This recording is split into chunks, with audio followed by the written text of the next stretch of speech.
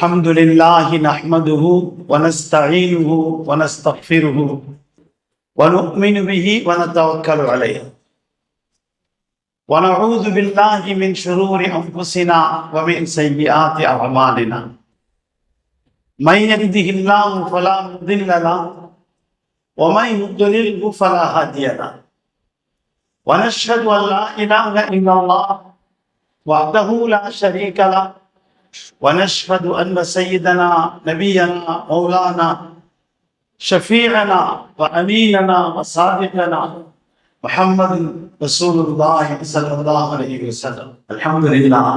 இது போன்ற நிகழ்விலே என்னையும் அல்லாஹ் பேச வைக்கிறார். எனக்கு ஒரு பெரிய தகுதியெல்லாம் இல்லை.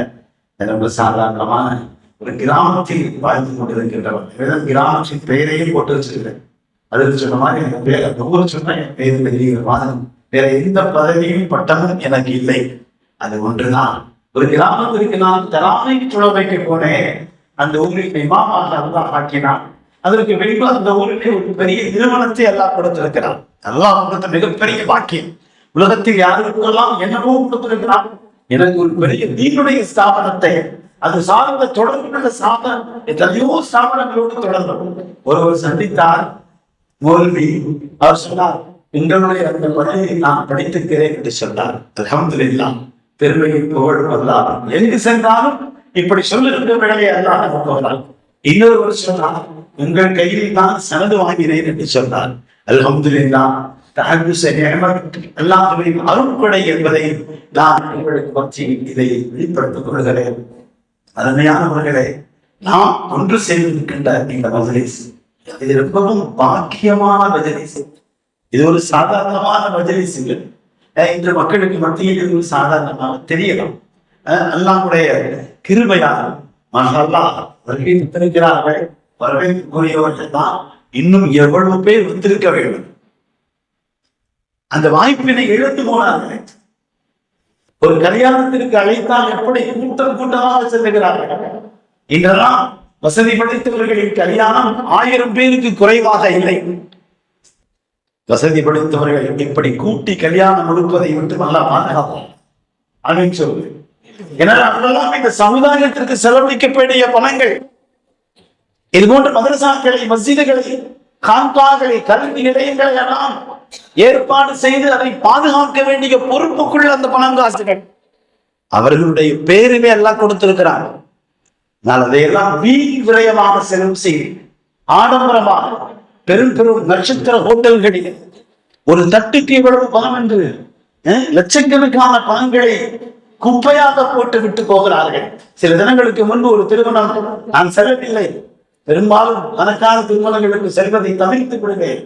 அங்கிருந்து சொன்னார்கள், சாப்பாடெல்லாம் வேகாமலே ஆகிவிட்டது. பல்லாயிரக்கணக்கான பேருடைய சாப்பாடுகள் கீழே கொட்டப்பட்டது. அருமையானவர்களே, ரொம்ப வருத்தமாக இதை பதிவு செய்கிறேன். செல்வந்தர்கள் கொடுக்கணும், இதை யோசிக்க வேண்டும். அவங்க சொல்றாங்க, நாங்க என்னங்க செய்யணும், எல்லாத்தையும் கூப்பிடணும், எங்களுடைய சர்க்கிளே பெருசு. இந்த சர்க்கிள் பெருசு தான் சொல்லவில்லை. சுருக்கமாக நீங்கள் செய்வதால் உங்கள் பிள்ளைகள் வளமாக வாழ்வார்கள். ஸல்லல்லாஹு அலைஹி வஸல்லம் என்ன அற்புதமாக சொல்லிக் கொடுத்தார்கள். இன்ன அழவமன் நிகாஹி பரக்கத்தன் ஐஸருஹா மஅூனா. செலவுகள் குறைந்ததுதான் உங்கள் குழந்தைகளின் வாழ்க்கையில் மங்களத்தை கொண்டு வரும். இது வேண்டாமா? எல்லோரும் வேண்டும் என்றுதானே சொல்லுகிறோம். தமிழ் பண்பாட்டின்படி என்ன செய்கிறார்கள்? வெற்றிலை பாக்கை வைத்து துவங்குகிறார்கள். பத்திரிகையிலே மஞ்சள் தடவுகிறார்கள். இதுவெல்லாம் கூடுமா கூடாது, அந்த பேச்சுக்கு நான் போகவில்லை. முஸ்லிம்களும் செய்கிறார்கள். வீட்டிலே வாழை மரத்தை கட்டுகிறார்கள். என்ன காரணம்? இதுவெல்லாம் மங்களம் கொண்டு வரும் என்பதற்குத்தான். ஆனால் மங்களம் உண்மையாக கொண்டு வருவதை இந்த உலகத்திற்கு சொல்லிக் கொடுத்தார்கள். யாருடைய வாயிலிருந்தும் வார்த்தையிலிருந்து போய் வர முடியாது என்று விரோதிகள் பதிவு செய்திருக்கிறார்கள். நாம் சொல்லவில்லை. விரோதிகள் எல்லாம் பதிவு செய்திருக்கிற முஹம்மது ரசூலுல்லாஹி ஸல்லல்லாஹு அலைஹி வஸல்லம் சமூகத்தை பார்த்து சொன்னார்கள், ஆதமதிக்காகி வரக்கத்தான் நைசருவாகும். திருமணங்களில் மிகவும் சுருக்கமாக செய்யப்படுகின்ற செலவுள்ள திருமணங்கள் சிறந்தது என்று சொன்னார்கள். இன்ஷா அல்லாஹ் செய்யலாமா? நீங்க தெரியுங்க இன்ஷா அல்லாஹ். அருமையானவர்களே, குர்ஆன் என்பது எவ்வளவு ஒரு அற்புதமானது என்று சொன்னால், இந்த உலகத்தில் வேறு யாருக்கும் அல்லாஹ் அதை கொடுக்கவில்லை. இதற்கு முன் நமக்கு தெரிந்தபடி 4 வேதங்களில் இது ஒன்று. இதற்கு முன்பு 3 வேதங்கள், ஒன்று ஜபூர், இன்னொன்று தௌராத், இன்னொன்று இன்ஜீல். சில ஏடுகள், சில அதாவது பலகைகளிலோ அல்லது எழுத்து வடிவங்கள் பெற்றதிலோ அல்லாஹ் இறக்கி கொடுத்தான். ஹஜ்ரத் இப்ராஹிம், ஹஜ்ரத் மூசா, இன்னும் ஹஜ்ரத் ஆதம் அலைஹிஸ்ஸலாம், பல நபிமார்களுக்கு அல்லாஹ் அனுப்பியிருக்கிறான். ஆனால் எல்லாமே நமக்கு பதிவு செய்யப்படவில்லை. அல்லாஹ் என்ன செய்யலாம், சுருக்கமான அவசியமான விஷயத்தை மட்டும்தான் பேசினாங்க. இப்ப அதில் குர்ஆனுக்கு என்ன தனி சிறப்பு என்று சொன்னால், மற்றதெல்லாம் கிதாபுல்லா, ஜபூர் கிதாபுல்லா, தௌராத் கிதாபுல்லா, இன்ஜீல் கிதாபுல்லா, குர்ஆன் சொல்லுங்க கலாமுல்லா. இது யாருக்குமே இந்த பாக்கியம் கிடைக்கல. சரி, நீங்க ஒரு கேள்வி கேட்கலாம், கிதாபுக்கும் கலாமுக்கும் என்ன வித்தியாசம்? கிதாப் அல்லாஹ்வால் இறக்கி வைக்கப்பட்டது, கலாம் அல்லாஹ்வுடைய வார்த்தையவே சொல்லு. ஹஜ்ரத் மூசா அலைஹிஸ்ஸலாம் அல்லாஹ் கூப்பிட்டான், வாங்க தௌராத்தை கொடுத்துட்டான், வாங்கிட்டு வந்துட்டான். ஹஜ்ரத் ஈசா, ஹஜ்ரத் தாவூத் அலைஹிஸ்ஸலாம் அவங்களும் இப்படிதான். ஆனால் ஹஜ்ரத் ஸல்லல்லாஹு அலைஹி வஸல்லத்திற்கு மட்டும்தான் அல்லாஹ் ஜிப்ரீலை அனுப்பி தன்னுடைய வார்த்தைகளை அல்லாஹ் அங்கே வெளிப்படுத்தினான். மினல் அமீனி இலல் அமீனி பிவாசித்தத்தில் அமீன். இறக்கி வைக்கிறவனும் அமீன், இறக்கப்படுகின்றவர்களும் அமீன், கொண்டு வருகின்றவரும் அமீன். இன்னஹு லகவுலு ரசூலின் கரீம் தி குவத்தின் இன்தல் அர்ஷி மக்கீன் மதாஇன் ஸம்ம அமீன். அதில் ஜிப்ரீலுடைய ஒரு பெயர் அலைஹிஸ்ஸலாத்து வஸ்ஸலாம், அவர்கள் அமீன். எந்த விதமான முன்பின்களும் இல்லாமல் அல்லாஹ் கொடுத்ததை அப்படியே கொண்டு வந்து கொடுக்கின்ற பெருமைக்குரியவர்கள். அதில் செய்தனார் ரசூலுல்லாஹி ஸல்லல்லாஹு அலைஹி வஸல்லம் அவர்கள் இந்த உலகத்தை விட்டு சென்ற அந்த நேரத்திலே பலரும் பலவிதமாக அந்த செய்தியை தாங்க முடியாமல் அழுதார்கள். அம்மா உம்மு ஐமன் ரொம்ப அழுதார்கள். அருமையான தாய்மார்களை கவனமாக நீங்கள் கேளுங்கள். உம்மு ஐமன் அம்மா அழுகிறார்கள். யாராலும் அவர்கள் அழுகை நிறுத்த முடியவில்லை. எல்லோரும் சென்று கேட்டார்கள், ஏன் இவ்வளவு அழுகிறீர்கள்? ஹஜ்ரத் ஸல்லல்லாஹு அலைஹி வஸல்லம் அவர்கள் சென்று விட்டார்கள் என்பது நமக்கு முன்னாலே செல்ல போகிறார்கள் செய்திகள் எல்லாம் சொல்லி இருந்தார்களே, ஏன் அழுகிறீர்கள்? அவர்கள் சொன்னார்கள், நான் அதற்காக அழுவது மட்டுமல்ல, இதற்கு பின் வஹி வராதே என்று அழுகிறேன் என்று சொன்னார். அதில் ஜிப்ரீல் வருவார்கள், நான் வஹி வராது, கியாமத் வரை வஹி வர முடியாது. இந்த உலகத்தில் எத்தனையோ சூழ்ச்சிகளில் எனக்கு வஹி வந்தது என்று எத்தனையோ பேர் சொல்லி இருக்கிறார்கள், இன்றும் சொல்லிக் கொண்டிருக்கிறார்கள். நஊது பில்லாஹ், அதெல்லாம் பொய்யர். ஸல்லல்லாஹு அலைஹி வஸல்லம் காலத்திலேயே ஒருவன் சொன்னான், அவனுக்கு பெயரே வரலாற்றிலே முஸைலமா கذاب என்று தான் சொல்லுவார்கள். நிறுத்தாமல் போர் தொடர்ந்து அவனை கொல்வதற்காக வேண்டி ஒரு பெரிய முயற்சியை செய்ய வேண்டும் என்று சித்தீக்குல் அக்பர் ரலியல்லாஹு அன்ஹு அவர்கள் அந்த போரில் தான் ஆயிரக்கணக்கான ஹாஃபிதுகள் ஷஹீதாகிவிட்டார்கள். ஹாஃபிதுகள் ஷஹீதாகிவிட்டார்கள். எனவேதான் ஆலோசனை நடக்கிறது. ஹாஃபிதுகள் ஷஹீதாகிவிட்டதால் நாம் குர்ஆனை பாதுகாக்க வேண்டுமே. எப்படி பாதுகாப்பது? குறைந்த ஹாஃபிதுகள் இருக்கிறார்களே, எழுத்து வடிவத்தில் கொண்டு வந்து விடலாம் என்ற யோசனையில் பல அபிப்பிராய பேதங்கள் இருந்தாலும் குலஃபாய ராஷிதீன்கள் என்ற அந்த சிறப்பு மிக்கவர்களுக்கு அல்லாஹ் கொடுத்திருந்த தகுதி எங்கும் ஸல்லல்லாஹு இப்படி சொல்லவே இல்லை. நான் கொண்டு வந்த இந்த குர்ஆனையும் ஹதீஸையும் பின்பற்றுங்கள் சொல்லவே இல்லை. சொன்னார்கள் ஸல்லல்லாஹு அலைஹி வஸல்லம், தரத்து ஃபீக்கும் ஷையைனி லன் தமில்லு மா தமஸ்ஸக்தும் பிஹிமா. நீங்கள் வழிகடவே முடியாத இரண்டை உங்களுக்கு தருகிறேன். ஒன்று கிதாபுல்லாஹ், இன்னொன்று சுன்னதி ஹாதா என்று சொன்னார்கள். என்னுடைய வழிமுறை, நான் செய்தது, நான் செய்ய சொன்னது, செய்வதை பார்த்து நான் ரெகக்னைஸ் பண்ணி கொண்டது, சரி என்று சொன்னது, இதுதான் சுன்னத். அத்தோடு நிறுத்தவில்லை. அலைக்கும் பி சுன்னதி வ சுன்னத்தில் குலஃபாஇர் ராஷிதீன். என்னுடைய நேர்வழி பெற்ற இந்த 4 சஹாபாக்கள், ஹஜ்ரத் சித்தீக்குல் அக்பர், ஹஜ்ரத் உமர் ஃபாரூக், ஹஜ்ரத் உஸ்மான் இப்னு அஃபான், ஹஜ்ரத் அலி முர்தலா ரிதுவானுல்லாஹி தஆலா அலைஹிம் அஜ்மஈன், இந்த 4 பேர்களையும் நீங்கள் அவர்கள் சொல்லுகின்ற வழியை பின்பற்றுங்கள் என்று சொன்னார்கள். குர்ஆன் பாதுகாக்கப்படுவது எழுத்து வடிவத்தில் எங்கெல்லாம் இருக்கிறது. சித்தீக்குல் அக்பர் உடனே ஆணை பிறப்பித்தார்கள். ஹஸ்ஸான் இப்னு சாபித் காத்திபுல் வஹி, அவரை அழையுங்கள், அவர் தலைமையில் ஒரு குழுவை ஏற்படுத்துங்கள். எங்கெல்லாம் தோளிலோ எலும்பிலோ வேறு கல்களிலோ எதிரெல்லாம் யாரெல்லாம் எழுதி வைத்திருந்தார்களோ எல்லோரையும் கொண்டு வர சொல்லுங்கள்.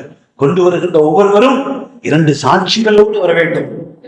இது அல்லாஹ்வின் வசனம் தான், இது ஆயத்துல்லாஹ் தான், இது கலாமுல்லாஹ் தான், இது முஹம்மது ரசூலுல்லாஹி ஸல்லல்லாஹு அலைஹி வஸல்லம் எனக்கு சொன்னார்கள் சமித்து ஹாதா என்று சொல்லுகின்ற சாட்சியோடு வர வேண்டும் என்று சொன்னார்கள்.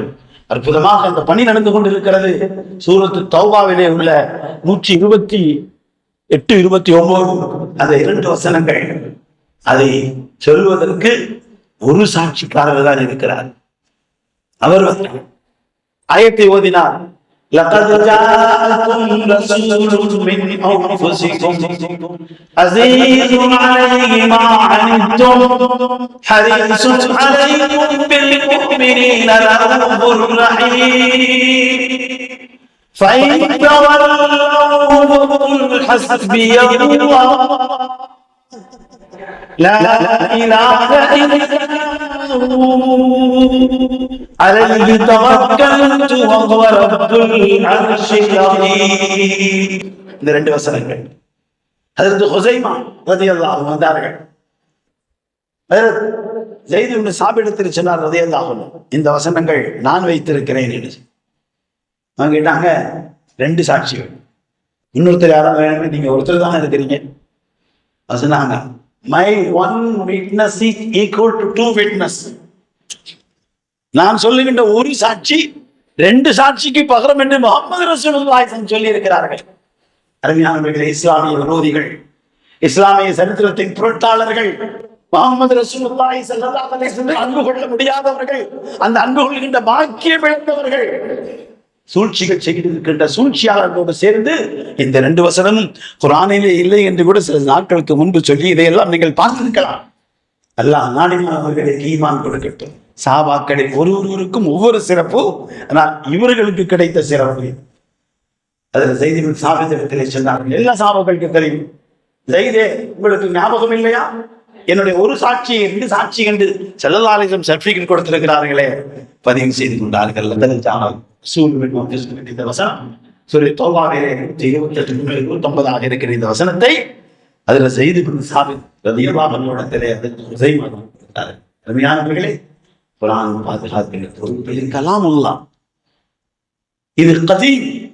அல்லாஹ் எப்படி கதீமோ, கதீம் என்று சொன்னால் என்ன, ஆரம்பமும் இல்லை முடிவும் இல்லை. அல்லாஹும் அன்தல் அவ்வல், நீதான் ஆரம்பம், ஃபலைஸ கபலக ஷைஉன். அல்லாஹும் அன்தல் ஆகிர், நீதான் கடைசி, ஃபலைஸ பஅதக ஷைஉன். அவ்வலும் ஆகிருமான அல்லாஹ் எப்படி கதீமோ அப்படித்தான் இது கதீம். இந்த குர்ஆனை பாதுகாக்கின்ற பொறுப்பை அல்லாஹ் எடுத்திருக்கிறான். இது போன்ற ஹாஃபிதுகள் உலகமெல்லாம் உண்டாகி கொண்டிருக்கிறார்கள்.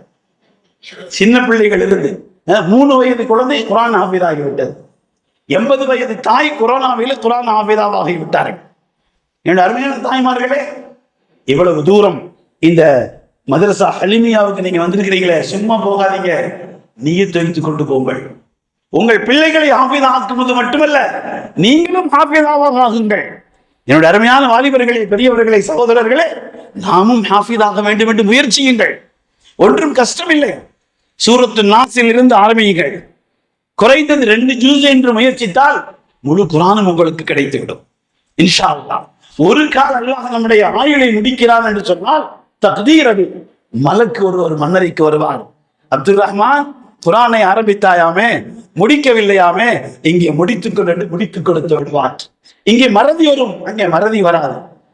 இங்கே சபக் பாரா சொல்ல வேண்டும், ஆமோக்தா சொல்ல வேண்டும், பழைய பாடம் புதிய பாடம் எல்லாம் சொல்லிக்கொண்டே இருக்க வேண்டும். என்னுடைய மாணவர் ஒருவரை நேற்று கேட்டேன். அவர் 11th படிக்கிறார், ஃபர்ஸ்ட் குரூப் படிக்கிறார். 7வது படிக்கும் போது வந்து சேர்ந்தார், குர்ஆன் ஹாஃபிஸ் ஆகிவிட்டார். அவரை கேட்டேன், எத்தனை தடவை முடித்திருக்கீங்க? 50 தடவை முடித்துவிட்டேன் சொன்னார். மாஷா அல்லாஹ். நான் சின்னதுகள் கொடுத்து வரிசையாக வந்து கொண்டிருக்கிறேன். ஒரு இடத்துல பெண் பிள்ளைகளுக்காக சின்னது கொடுக்க போனேன். பரதாவுடைய அடிப்படையிலே காலை ஃபஜ்ருக்கு பின்னால் குர்ஆனை ஓதத் துவங்கிய அந்த பெண்மணி 11 வயசு அன்பு பிள்ளை செல்வம் மக்ரிபுக்கு குர்ஆனை முழுமையாக வந்துவிட்டது. அலிஃப் லாம் இருந்து ஆரம்பித்த அந்த பிள்ளைக்கு அல்லாஹ் பாக்கியம் கொடுத்தான். மலிக்கின்னாஸ் இலாஹின்னாஸ் மின் ஷர்ரி வஸ்வாஸில் ஹன்னாஸ் அல்லதீ யுவஸ்விஸு ஃபீ சுதூரின்னாஸ் என்று படித்தது. நான் அத்தோடு நிறுத்திவிட வேண்டாம் என்று மீண்டும் அலிஃப் லாம் மீம் ஸாலிகல் கிதாப் லா ரைப ஃபீஹ். உலகத்தில் ஏதாவது வேதம், ஏதாவது ஒரு புத்தகம், ஏதாவது ஒரு புக் இப்படி சொல்லுகிறதா? நோ டவுட், சொல்லவே முடியாது.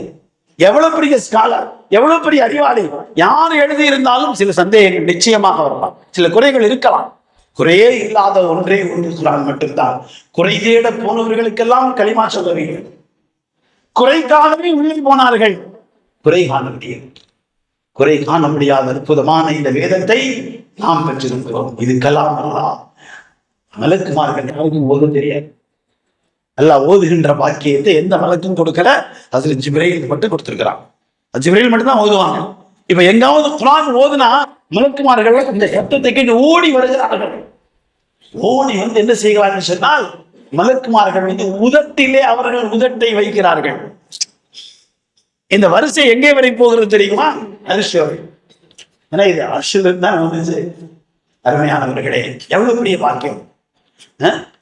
குர்ஆனுடைய ஸல்லல்லாஹு அலைஹி வஸல்லம் ஓதிய முறைகள் அத்தனையும் பாதுகாக்கப்பட்டிருக்கிறது. அது பிரபல்யமாக ரிவாயத் ஹஃப்ஸ் எல்லா பக்கமும் இருக்கிறது. அதே போன்று ஆசிம் என்று ஒரு காரி இருக்கிறாரு. மஸ்ஜித் நபவியிலே ஒரு நாள் ஓதிக்கொண்டே, நிறைய ஓதி கொடுக்கின்றவர்கள், ஓதிக்கொண்டே இருக்கின்றவர்கள்.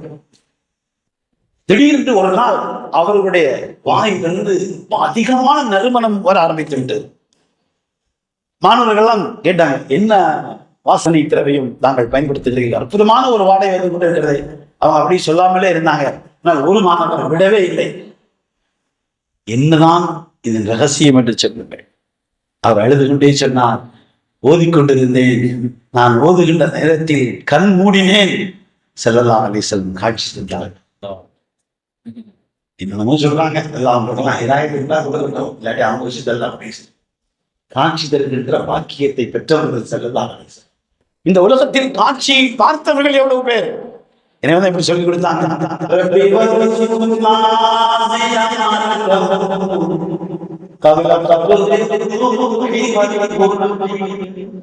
உயிர் போறதுனால பாட்டிற்கு பாக்கியம் கொடுக்கலாம்.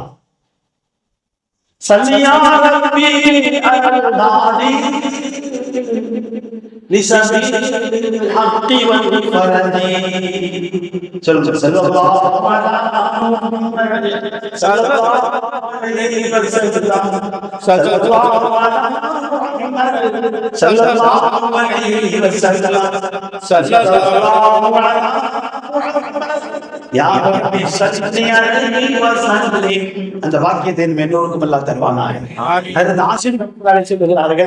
என் உதட்டில் பெருமானார் முத்தம் கொடுத்தார்கள், அதனுடைய நறுமணம் அப்படியே இருக்கிறது என்று சொன்னார். அருமையானவர்களே, முஹம்மது ரசூலுல்லாஹி ஸல்லல்லாஹு அலைஹி வஸல்லம் அழைத்து முத்தம் கொடுக்கின்ற பாக்கியம் பெற்றவர். அல்லாஹ் நம் எல்லோருக்கும் இந்த பாக்கியம் கொடுப்பானாக. எனவே வயதில் மூத்தவர்கள், வாலிபர்கள், இங்கே விழாவுக்கு வருகை தந்த எல்லோரையும் பார்த்து என்னுடைய ஒரு அன்பான வேண்டுகோள், இன்று சென்றவுடன் நீங்கள் எல்லோரும் குர்ஆனை மனனம் செய்வதற்கான துவக்கத்தை செய்யுங்கள். ரமலான் சீக்கிரத்தில் வந்து கொண்டிருக்கிறது. இந்த ரமலானுக்கு சிறப்பே இந்த குர்ஆனை கொண்டுதானே. இறங்கியதின் காரணமாக ஒரு இரவுக்கு 83 வருஷம், 1000 மாதங்கள். அந்த முழு மாதத்திற்கு சிறப்பு செய்யப்படுகின்ற எல்லாமே அப்கிரேட் ஆயிடுச்சு. நஃபில் ஃபர்ல் ஆகுது, ஃபர்து 70 ஃபர்ல் ஆகுது. நேற்றைய ஜும்மா தொழுதோம், நாளை ஒரு ஜும்மா பாக்கியாக இருக்கிறது இன்ஷா அல்லாஹ். அது ஷாபான் தான். அதற்கடுத்து வருகின்ற ஒவ்வொரு ஃபர்துக்கும் அது 70 ஆகிவிட்டது. ரமலான் வருவதற்கு முன் நாம் எல்லோரும் தயாராகி எப்படியாவது குர்ஆனை ஓதுகின்றவர்களாக, அதை மனனம் செய்கின்றவர்களாக ஆகின்ற நற்பாக்கியத்தை எல்லா கூடத்தில் கேட்டுக்கொள்வோமாக. அருமையான இந்த குர்ஆன் ஒன்று மட்டும்தான் இதன் மீது அன்பு வைத்தாலே பாதுகாத்துவிடும். அல்லாஹும்ம ஜஅலில் குர்ஆன ரபீஅ கல்பி வ ஜிலாஅ ஹுஸ்னி வ ذிஹாப ஹம்மி. துஆ அற்புதமான வார்த்தைகள். அதற்கெல்லாம் விளக்கமாக சொல்ல நேரமில்லை. ஒருவர் ஜெர்மனிக்கு போனார். ஒரு முஸ்லிம் வாலிபர் பெரிய பதவியில் இருந்தால், நிறைய காசு பணங்கள் சம்பளமாக கிடைத்தது. திடீரென்று என்ன ஏற்பட்டது என்று சொன்னால், அங்கே ஒன்றாக வேலை செய்யக்கூடிய ஒரு பெண்ணின் மீது அன்பு கொண்டார். இது 30 வருஷத்துக்கு முன்னால ஆச்சரியமான செய்தி. இன்னைக்கு இதுதான் செய்தியே. அல்லாஹ் இந்த உம்மத்தை பாதுகாப்பானாக. அல்லாஹ் இந்த உம்மத்தை மீண்டும் பாதுகாப்பானாக. முஸ்லிம் வாலிபர்களை பாதுகாப்பானாக. முஸ்லிம் வாலிப பெண்களை பாதுகாப்பானாக. நம்முடைய பெற்றோர்களும் ஆசிரியர் பெரியார்களும் ஞான குருமார்களும் நமக்கு செய்த அந்த அற்புதமான முயற்சிகளை நாம் செய்ய தவறிவிட்டோம். குற்றவாளிகள் நாம், நம்முடைய பிள்ளைகள் அல்ல. குற்றத்திலிருந்து நாம் மீண்டால், குற்றத்திலிருந்து நம்மை நாம் தற்காத்துக் கொண்டால், நாம் தௌபா செய்தால் நிச்சயம் எல்லாம் நம்மை பாதுகாப்பார், நம்முடைய சமூகத்தை பாதுகாப்பார். அருமையானவர்களே, அந்த பெண்ணுக்கு இவர் மெசேஜ் கொடுத்தார். இந்த மாதிரி போன்லாம் அப்ப வரல. நான் உன்னை திருமணம் செய்து சொன்னார். அந்த பொண்ணு கிறிஸ்டின் பெண். அந்த பொண்ணு சொன்னார், என்னை திருமணம் முடிக்க வேண்டும் என்றால் நான் என் பெற்றோரிடத்தில் ஆலோசனை செய்வேன். இப்ப ஆலோசனை செஞ்சு பதில் சொன்னான், நீ கிறிஸ்துவத்திற்கு வந்து விட்டால் என்னை திருமணம் செய்து உன் மார்க்கத்தை விட்டுவிட வேண்டும். நீ குடியிருக்கின்ற முஸ்லிம் ஏரியாவே விட்டுவிடணும். இப்ப அந்த பெண் என்ன சொல்றா, மகல்லாவே காலி செஞ்சு விட்டான். இப்ப ஒரு பெண் வேண்டும் என்ற ஒரு போதை சிந்தனையில் வந்து விட்டால் எல்லாத்தையும் விட்டுருவாங்க. பெண்ணு அப்படித்தான், ஒரு ஆண் அப்படித்தான். அதெல்லாம் இப்ப சொல்ல முடியாது. பாதுகாப்பான துவா மட்டும் செஞ்சுக்கணும். இப்ப என்ன நடந்துச்சு, வேற வழி இல்லை, இஸ்லாத்தை விட்டுட்டார். அந்த பெண்ணை திருமணம் செஞ்சுட்டார். குழந்தையெல்லாம் பிறந்துருச்சு. மகல்லாம் காலி பண்ணிட்டார். வாரத்துக்கு ஒரு தடவை Sunday, every Sunday going to church எல்லாம் செய்யறாரு. ஒண்ணு மட்டும் விடாம வச்சிருந்தாரு, குரான் கொண்டு போயிருந்தாரு. நல்ல ஓதக்கூடியவர். அந்த குரானை வீட்டில் அப்படி நிலைக்கு மேல வச்சுட்டாரு. ஒரு ஆபீஸ் போவார்ல, அப்படி பார்ப்பார், என்னுடைய அல்லாஹ்வுடைய வேதம். இவ்வளவுதான். தொடல, பொது செய்யல, ஓதல, ஒண்ணு செய்யல, இப்படி போயிட்டு இருப்பார். இது அந்த பொண்ணுக்கு தெரியாது. ஒரு நாள் அந்த பொண்ணு வீடை சுத்தம் செய்யறாங்க. வேஸ்ட் புக்ஸ் எங்கெங்க இருக்கு எல்லாம் எடுத்து டஸ்ட்பின்ல போட போனப்ப, இதுவும் எல்லாம் பாதுகாப்பான வாயில சொல்லக்கூடாது, அந்த வேஸ்ட் புக் நினைச்சு அதையும் கொண்டு போட்டார். இப்ப வந்தார் ஆபீஸ்ல இருந்து. வந்தோடனையும் பார்ப்பார். பார்த்தா அங்க இல்லை. மனைவிட்டு கேட்டார், அங்கே ஒரு புக் இருந்துச்சு, அது காணும். ஆமா, நீங்களும் நானும் படிக்காத பல புத்தகங்களை கொண்டு போய் டஸ்ட்பின்ல போட்டேன். ஓடி போனார், எடுத்தார். என்னுடைய அல்லாஹ்வுடைய கலாம், என்னுடைய அல்லாஹ்வுடைய கலாம், மேரா ரப் கா பைகாம், அல்லாஹ்வுடைய கிதாப். எடுத்து அழுதாரு, கண்ணில் வச்சாரு, புத்தம் கொடுத்தார், தேவி தேர்வு எழுதார். அந்த பெண் வந்து கேட்டாங்க, இனி இந்த குர்ஆனுடைய முப்பத்தம் உள்ளத்துல இருக்குதா? நான் எங்க அம்மா அப்பாட்ட சொல்லிட்டு வரேன்னு சொல்லிட்டு போனாங்க. அவங்க வந்து கேட்டாங்க, குர்ஆனை விட முடியுமா? விட முடியாது, டைவர்ஸ் நாங்க கொடுத்துட்டாரு, சொத்துக்கள் பூரா வேணும் நாங்க கொடுத்துட்டாரு. வெறும் நபராக குர்ஆனோட வெளியே வந்தார். வேறொரு திருமணம் செய்தார். மிகப்பெரிய முஸ்லிம் குடும்பமாக வாழ்கின்ற நற்பேச்சினை எல்லா இடத்தில் பெற்றுக்கொண்டார். வேற ஒன்றும் செய்யல. குர்ஆனை பார்த்தார். குர்ஆனை பார்க்கிறதால் எவ்வளவு பாக்கியம். சோசலிசம் வந்துச்சு, மரிசா போட்டு சொன்னாங்க, பெரிய புரட்சி. அப்ப எல்லா நாடுகளையும் இணைக்க வேண்டும். நம்முடைய இந்த இந்தியாவின் முதல் பாரத பிரதமர் கூட சோசியலிஸ்ட் சிந்தனைகளுக்கு உட்பட்டவர் தான். இன்று கூட நிறைய பேர் இருக்கிறார்கள். ஆனால் முழு வெற்றி அதெல்லாம் கொடுக்க முடியாது. முழு வெற்றியை கொடுக்கின்ற ஒரே வழிகாட்டுதல் இந்த உலகத்திற்கு தந்திருக்கிறார்கள் முஹம்மது ஸல்லல்லாஹு அலைஹி வஸல்லம். ஒரு மாநிலத்துல காமன் செய்தி கூட்டு சொன்னாங்க. நான் ஒரு கூட்டத்தை நேற்று பேசினேன். மிகுந்த மரியாதைக்குரிய நம்முடைய நாட்டுடைய பாரத பிரதமரை பார்த்து, எங்களுடைய முன்னோர்களின் மூத்த உலமாக்களின் காசி முஜாஹிதீன் இஸ்லாம் காசிமி என்ற ஒரு முஸ்லிம் பிரசன்னாவுடைய தலைவர், தலைவர், ஒரே நேரத்தில் 3 தலைவராக இருந்த பெருமதிப்புக்குரிய மகனார் காசிம் முஜாஹிதீன் இஸ்லாம் சாஹிப் அவர்கள் நேரடி அழைப்பு கொடுத்ததை போன்று, அன்றைய பாரத பிரதமருக்கு சொன்னதை போன்று, இன்று நான் சொல்கிறேன், இந்த பாரத பிரதமருக்கு காமன் சிவில் கோட் புகழ் சர்வீக இந்த நாட்டுடைய அரசியல் சாசன சட்டத்தை ஏற்படுத்திய பாபா அம்பேத்கர் சாஹிப் அவர்கள் சொன்னார்கள். அது உண்மைதான். நாங்களும் சேர்ந்து சொல்கிறோம், பிரதமர் மோடிஜி அவர்களே, हिंदुस्तान में कॉमन सिविल कोड लाइए, वो कामयाब दे सकता है, वो मोहम्मद रसूलुल्लाह सल्लल्लाहु अलैहि वसल्लम की शरीयत पर। அல்லாஹ்வும் ரசூலும் சொன்ன இந்த காமன் சிவில் கோடை உலகத்துக்கு நீங்கள் கொண்டு வந்தால், முன்மாதிரியாக இந்தியா முழுவதற்கும் கொண்டு வந்தால், இந்த இந்தியாவில் பாரபட்சம் இல்லாத ஒரு வாழ்க்கையை ஏற்படுத்த முடியும்.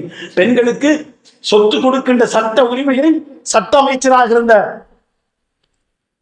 அம்பேத்கர் அவர்கள் முன்மொழிவதற்கு அனுமதி கொடுக்காததால் தான் சட்ட அமைச்சரை வேண்டாம் என்று போய்விட்டார்.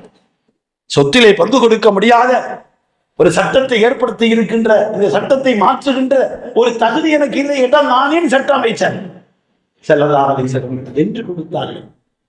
பெண் என்று சொன்னாலே அதை ஒரு போக பொருளாக, தன் விருப்பத்திற்கு பயன்படுத்துகின்ற பொருளாக நினைத்துக் கொண்டிருந்த அந்த சமூகத்துக்கு மத்தியிலே எத்தனை அற்புதமான வடிவத்தை கொடுத்து பெண்களை உயர்த்தினார்கள். அருமையானவர்களே, இந்த உலகத்தில் யாருமே அப்படி செய்ய முடியாது. என்னுடைய அன்பு தாய்மார்களே, அன்பு சகோதரிகளே, நீங்கள் எல்லாம் தினம் தினமும் ஸல்லல்லாஹு அலைஹி வஸல்லத்தின் பேரிலே அதிகமாக செலவாத்து செல்ல கடமைப்பட்டிருக்கிறீர்கள். ஏனென்றால் உங்களை உயர்த்தியது அவர்களால் தான். நீங்கள் உயர்ந்திருக்கிறீர்கள். உங்களுக்கு போன்ற உயர்வை நாங்கள் பெற முடியாது. நீங்கள் நபியாக வர முடியாது, நபியின் தாயாக வருவீர்கள். நீங்கள் வலியாக வர முடியாது, வலியாக வரலாம், ஆனால் வலியின் தாயாகவும் நீங்கள் கண்டிப்பாக இருப்பீர்கள். விலாயத் பாக்கியாக இருக்கிறது. நீங்கள் ஒவ்வொருவரும் வலியுள்ளாவாக இருங்கள். அம்மா ராபியா பசரியா அவர்கள் பிறக்கிறார்கள்.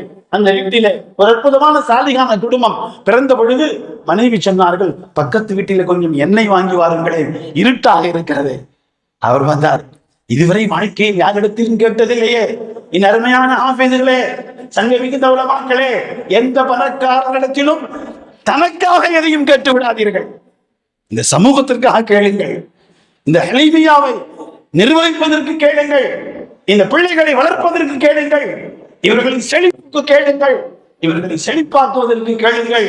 தனக்கென்று எதையும் கேட்டு விடாதீர்கள். கேட்பதற்கு கூச்சம். அவர் யோசித்தார், இதுவரையும் எதுவுமே கேட்கவில்லையே. அற்புதமான குடும்ப பாரம்பரியத்துக்கு சொந்தக்காரர். வீட்டில் வெளியே கொஞ்சம் தூரம் சென்றார்.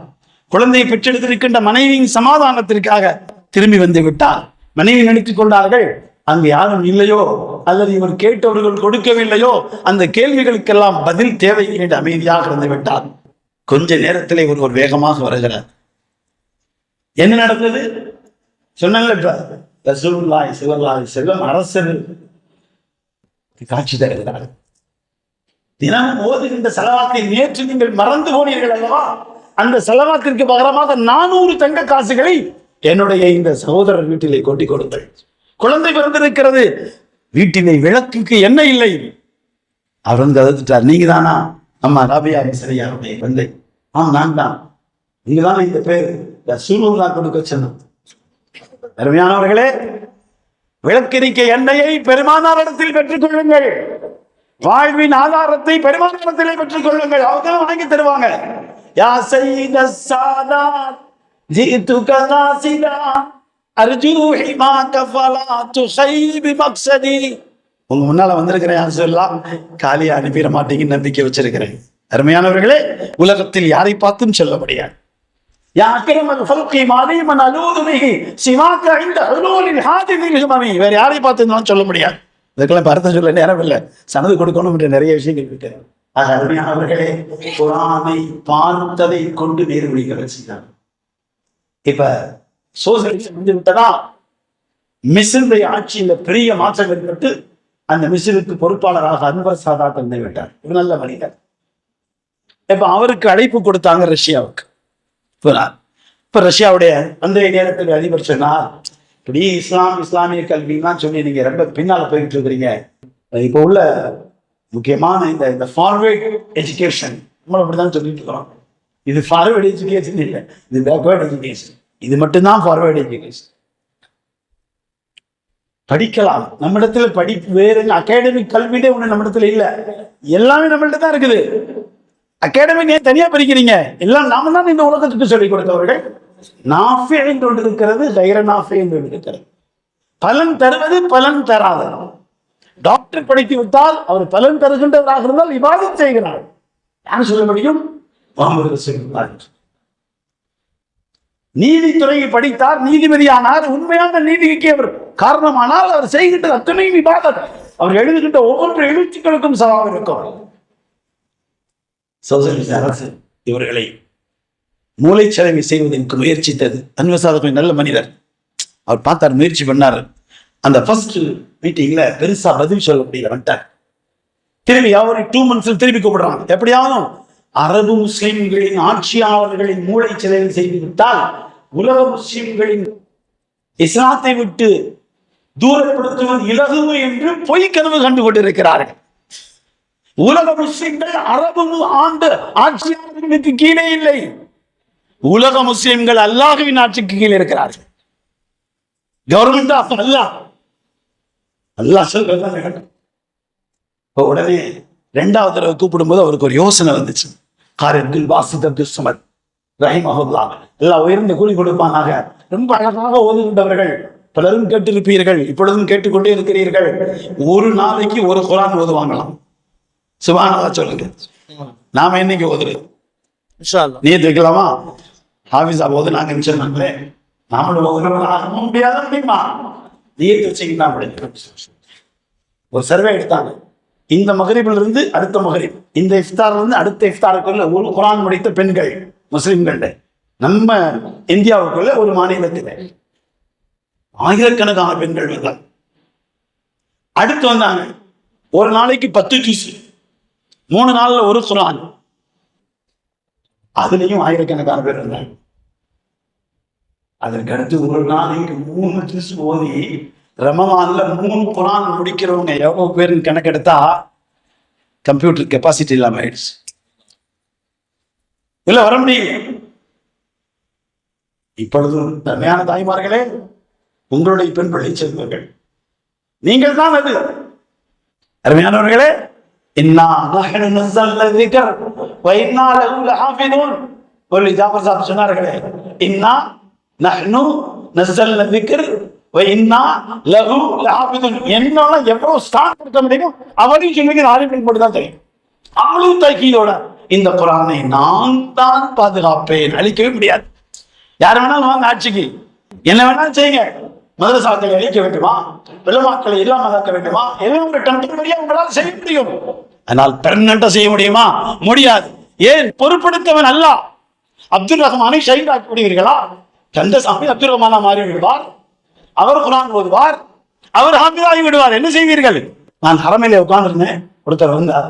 அவர் வந்து என்ன கேட்டாரு, குர்ஆன் ஓதிக்கிட்டே இருந்தார், வெள்ளக்கார்.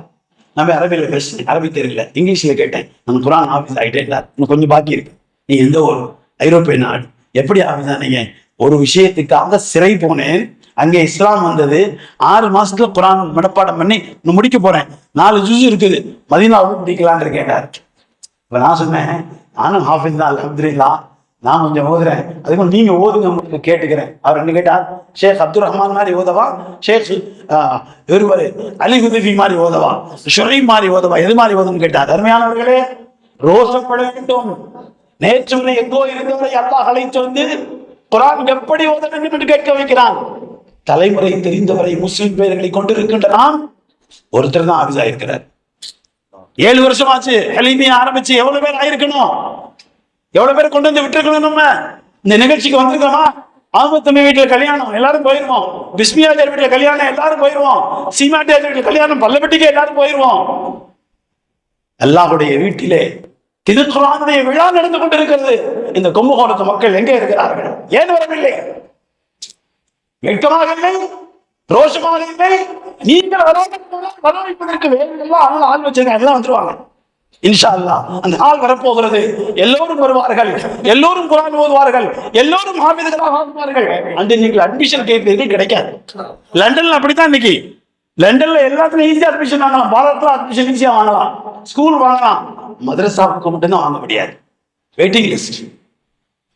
என்னுடைய நண்பர் வருவார், இதோட முடிச்சவர். இது முக்கியமான பதிவுகள் உங்களுக்கு எல்லாம் உலகம் எல்லாம் போகும்ல, யூடியூப்ல எல்லா பக்கம் போட்டுருவீங்க, எல்லா பக்கம் போகட்டும், எல்லா மக்களும் கேட்டுட்டு. அவர் என்ன செஞ்சாரு, ரொம்ப நட்புக்குரியவர். அவர் என்ன சொன்னார், அதற்கு மூத்த பிள்ளையை கட்டி கொடுத்துட்டேன், அது அமெரிக்காவில் இருக்குது. அந்த பொண்ணு சொல்லுது, இனிமேல் வந்து என்னுடைய யங்கர் சிஸ்டருக்கு மாப்பிள்ளை வந்து நீங்க என்ன செய்யுங்க, இங்க உள் பக்கமே பாருங்க, நீங்க வர்றதில்லை, நாங்களும் வர முடியறது இல்லை, அதனால வந்து நீங்க இங்கேயே மாப்பிள்ளை பாருங்கன்னு சொல்லி துவா செய்யுங்க. சரின்னு சொல்லி ஒரு 2-3 மாசம் கழிச்சு போனேன். என்ன பிள்ளைக்கு கல்யாணம் நடந்துருச்சுங்களா? வருஷம் கல்யாணம் நடந்துருச்சு. மாப்பிள்ளை எங்கன்னு கேட்டேன், அமெரிக்கா தான். என்னங்க பிள்ளை வேணான்னு சொல்லிச்சு, அதை சொல்றேன் கேளுங்கண்டார். அருமையான தாய்மார்களே, இந்த கார்குசாரியை நீங்கள் கேட்டுக்கொள்ளுங்கள். உங்கள் உறவினர்களாக கூட அவங்க இருக்கலாம். ஆனால் உண்மை செய்தி அது சொன்னார். ஒரு நாள் என்னுடைய மகள் போன் செஞ்சிச்சு. என்னமான்னு கேட்டேன். பாப்பா, மாப்பிள்ளை புள்ளு தங்கச்சிக்கு வெளியெல்லாம் பார்க்காதீங்க, நம்ம பக்கமே நான் ஒரு நல்ல மாப்பிள்ளையை பார்த்துட்டேன், இங்கேயே நிக்கா செஞ்சு கொடுங்க, இங்கேயே வந்துட்டோம். இவர் திரும்பி கேட்டாரு, ஏமா முதல்ல இப்படி சொன்னீங்க? காரணம் இருக்கிறது. என்ன காரணம்? எங்க கீழ் தளத்திலே உள்ள கீழ் பிளாட்டுக்கு ஒரு ஐரோப்பிய முஸ்லிம்கள் குடி வந்தாங்க, வெள்ளக்காரம். அங்கெல்லாம் எப்படி தெரியுங்களா, ஒருத்தவங்க தான் இன்னொருத்தவங்க ஹெல்ப் பண்ணுவாங்க. இங்க எப்படி தெரியுங்களா, ஒருத்தவங்க வந்து ஒருத்தவங்க ஹெல்ப் பண்ண மாட்டாங்க. இதுதான் இங்கே உள்ள சிஸ்டம். இப்ப யாரும் உதவியெல்லாம் செய்யறது இல்லை. அதனாலதான் அத்தானும் ரோட்டுக்கு போக சொல்றான். ஏன் போக சொல்றான் ரோட்டுக்கு? எத்தனை பதிவுகள் பாக்குறீங்க, ஏர்போர்ட்ல விட்டுட்டு போயிட்டான், வந்துருவேன்னு சொல்லிட்டு அந்த உட்காந்துருக்கு, வரல. அருமையானவர்களே, அங்க எப்படின்னு கேட்டீங்கன்னா, கீழ்த்தளத்துக்கு வந்து இருக்கின்ற அந்த புது முஸ்லீம் குடும்பத்துக்கு இவங்க மேல இருந்து வந்து எல்லாரும் ஹெல்ப் பண்றாங்க, வீடு செட் பண்றாங்க. அங்கெல்லாம் பெரும்பாலும் லேபர்ஸ் கிடைக்க மாட்டாங்க. அப்ப இவங்க கேட்டிருக்காங்க, இந்த வீட்டுக்கு புதுசா வர்றீங்களே, கவனமா கேளுங்க. அவங்க சொன்னாங்க, என்னுடைய மகன் 2 பேரும் ஆபீஸ் ஆகிட்டாங்க, இங்க ஒரு ஸ்கூல் இருக்குது, ஹையர் ஸ்டடிக்கு அட்மிஷன் வேணும்னா நாம்ஸே ஆபீஸா இருக்கணும். எங்கங்க? அருமையானவர்களே, நம்ம என்ன செய்யறோம்? இப்ப கொஞ்சம் யோசிச்சு 2 படிப்பையாவது படிக்க வைங்க அப்படின்னு யோசிச்சு கூட அதுலயும் யாரும் வர்றதில்லை. வேற பள்ளிக்கூடத்துக்கு போலாம். முஸ்லீம் வீட்டுக்கு பள்ளிக்கூடங்களும் கல்விக்கூடங்களும் ஃபெயிலியர். என்ன காரணம்? நம்ம பிள்ளைங்க வரலையே, யாரோ படிக்கிறாங்க. நான் இப்ப எல்லாத்தையும் சொல்றேன், ஸ்கூல்ல ஆரம்பிக்காதீங்க, டியூஷன் சென்டர்ஸ் ஆரம்பிங்க. ஏன்னா நம்ம ஆரம்பிக்க ஸ்கூல் எவனும் வரமாட்டேங்கிறான். என்ன சொல்றான்? ஃபேக்கல்டி சரியில்லைங்க, நீங்க குவாலிட்டி கொடுக்க மாட்டீங்க, இங்கிலீஷ் சரியா வராது, என் பிள்ளைங்களாம் டாடி மம்மின்னா கூப்பிட முடியாது, மம்மின்னா மையத்து, டாடினா ஜனாதா, அப்படிதான். நான் சொல்றது இன்னைக்கு முஸ்லீம் எல்லாம் சொல்லிட்டு இருக்கிறாங்க. பல பேர்ல பல புரட்சியான பேச்சாளர் பேசுறது கேட்டிருப்பீங்க, முஸ்லீம் இல்லாதவங்க. அருமையானவர்களே, அவங்க சொன்னாங்க, எங்க பிள்ளைங்க ஆபீஸ் ஆகிட்டாங்க, அவங்களுக்கு அட்மிஷன் இங்க வந்திருக்கோம், அதனால நாம்ஸே ஆபீஸா இருக்கணும். இதாம அப்பதான் போன் போட்டாங்க, அப்பா என் பிள்ளைங்களை ஆபீஸ் ஆக்கணும், இப்ராஹிம்னு பேர் வச்சேன், இசாக்குன்னு பேர் வச்சேன், நம்ம ஊருக்கு வந்து ஆக முடியாது, அங்கெல்லாம் சேர்க்கறதுக்கு மதரசாவே இல்லை, இங்கேயே இருக்குற என் தங்கச்சி கல்யாணம் நீங்க அனுப்புங்க, என் பிள்ளைகள் ஆபீஸ் ஆக வேண்டும். மாஷா அல்லாஹ் ஆபீதுகள் ஆகிட்டாங்க. நானும் ஆபீஸுகள் ஆகலாமா? நம்ம பிள்ளை எல்லாத்தையும் தயார்படுத்திடலாமா? அருமையான தாய்மார்களே, சகோதரிகளே, என்னுடைய பிறத்திலிருந்து உங்களுக்கு ஒரு அன்பான வேண்டுகோள், இன்றிலிருந்து ஓதத்துக் கொள்ளுங்கள். குறைந்தது ரமலான் வந்து கொண்டிருக்கிறது, 3 ஜுசுகளை தினமும் பார்த்தாவது ஓதுங்கள். பார்த்து ஓத தெரியாதவர்கள் ஓத துவங்குங்கள், ஓத தெரிந்தவர்கள் மனமென்று துவங்குங்கள். அருமையான ஆபீஸ்மார்களே, எவ்விதிலே ஓதிக்கொண்டிருப்பவர்களே, தினமும் 3 ஜுசு கண்டிப்பாக ஓத வேண்டும். பார்த்து, நீங்க பார்க்காம எவ்வளவு தெரியாது. ஏன்னா குர்ஆன் பார்க்கிறதே உங்கள் நினைவாற்றலை கூட்டும். எனவே பார்த்து ஓதுகின்றவர்களாக நாம் ஆக வேண்டும். குர்ஆன் அற்புதமானது, அன்பு வைத்தால் நேர்வழி கொடுக்கும், அதை பார்த்தாலே இஸ்லாத்துக்கு கொண்டு வந்து விடும். அதை விட உயர்ந்தது ஒன்றுமில்லை. ஒரு ஆங்கிலேயர் இடத்திலே ஒரு முஸ்லிம் வேலை செய்கிறார். என்ன வேணும் கேட்டீங்கன்னா, தினமும் ஒரு லாரியில புக்ஸ் பூரா வரும், அதை பிரிச்சு திருப்பி அன்லோட் பண்ணி திருப்பி லோட் பண்ணுவோம். இவர் ஒரு நாள் திறந்து பார்த்துட்டு அது பூரா குர்ஆன். ஐயா ஆபீஸர்கிட்ட கேட்டாரு, இது என்னங்க, இது என்ன விஷயம்? அதான் குர்ஆன். இது ஏன்? அந்த நேரத்துல டெல்லியில, லாகூர்ல, பாம்பேல 3 இடத்துல பிரிண்டிங் பிரஸ் இருந்துச்சு. எங்கெல்லாம் குர்ஆன் பிரிண்ட் பண்றாங்களோ அவளையும் பர்ச்சேஸ் பண்ண சொல்லி இங்க கொண்டு வந்து ரீபேக் பண்ணி கடல்ல போட சொல்லி இங்கிலாந்து கவர்மெண்ட் ஆர்டர் போட்டுருக்குன்னு இவர் சிரிச்சாங்க. ஏன் சிரிக்கிற? ரொம்ப 2 பேருக்கு ரொம்ப க்ளோஸ், ஒரு பிரிவுட்டாங்க. எங்க வேலை வெட்டியா செய்றீங்க, எதுக்கு இப்படி செய்றீங்கன்னு கேட்டாங்க. இந்த குர்ஆன் அழிக்கிறது, அதெல்லாம் அழிக்க முடியாதுன்னு. இவருக்கு ரொம்ப ஆத்திரம். பெரிய படிச்சவர், பெரிய ஸ்காலர், என்ன இவ்வளவு சிம்பிளா பேசிட்டு இருக்கிற, நாளைக்கு பேசலாமே, ப்ரூஃப் கொண்டு வர, ப்ரூஃபோட நாளைக்கு வந்துடுறேங்கிட்டாரு. இவர் தூங்கவே இல்லை. என்ன ப்ரூஃப் கொண்டு வர போறாரு? குர்ஆன் அழிக்க முடியாதுன்னு சொல்லிக்கிறார். காலையில இந்த மாதிரி ஒரு பையனை கூப்பிட்டு வந்தார், அவர் மகன் ஆபீஸ் அவர். என்ன இந்த பையன் கொண்டு இவன் தான் ப்ரூஃப் பண்ணாரு. இவன் என்னையா ப்ரூஃப்? போத சொன்னார். ஓ, நீங்க கொண்டு கடல்ல போட்டீங்கல்ல அந்த குர்ஆன். எங்க வீட்டுல மட்டும் சொத்தம் 25 பேர் இருக்காங்க, எங்க மகளாவில் 250 பேர் இருக்காங்க, எங்க ஊர்ல 2000 பேர் இருக்காங்க. என்ன செய்வீங்க? அப்பதான் அந்த அதிகாரி எழுதினார், எங்களால் அரசாங்கத்துக்கு நாம் பெரிய தவறு செய்கிறோம், இந்த மதரசாக்களை, இந்த ஆலிம்களை குறிவைத்தால், அவர்களை கொலை செய்து விட்டால் இந்த நாட்டிலிருந்து இஸ்லாத்தை எடுத்தோட அப்படின்னு சொன்னார்கள். அதுவும் ஒரு பொய் கனவு தானே.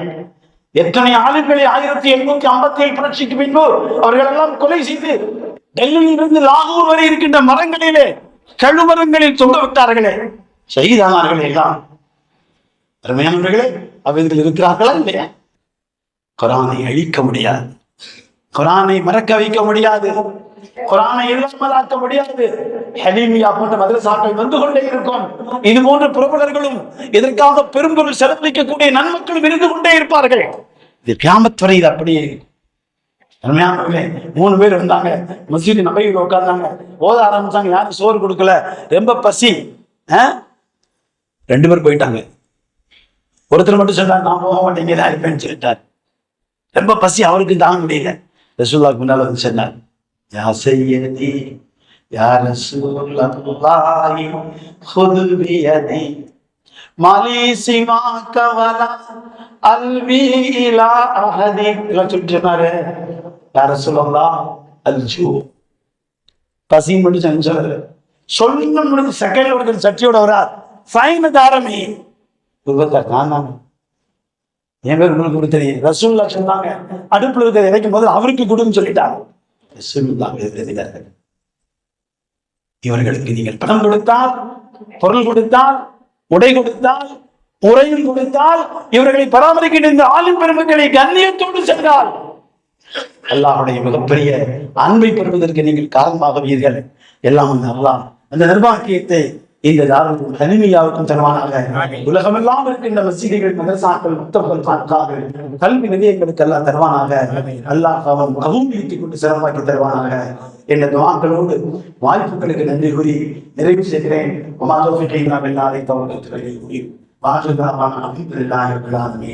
அஸ்ஸலாமு அலைக்கும் வரஹ்மத்துல்லாஹி வபரகாத்துஹு.